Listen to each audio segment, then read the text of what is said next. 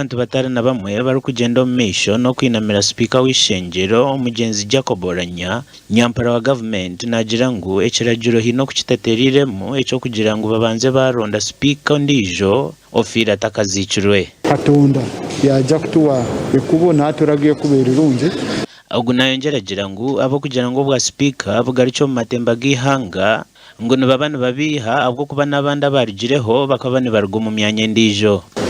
The Constitution says as long as you're a member of Parliament.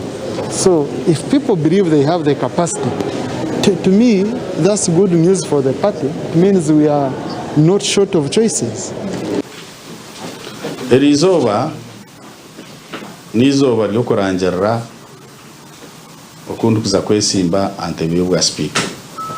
Abo kuba kraka wa Parliament ashobize cyandiko natuyetorwa katano kuija kuronda Speaker. Gari yafuerwa Parliament yafuerwa kandi mpamyangu ntwasa ndio ntujya kutaho Sipiika ndijo kongana nabata kushana nogo betogwa bera inamazima kandi tukamuronda twe natukwatanise tukatine nanka kwebaganisamo Amakuru agagasha kwa Jume Muhumuza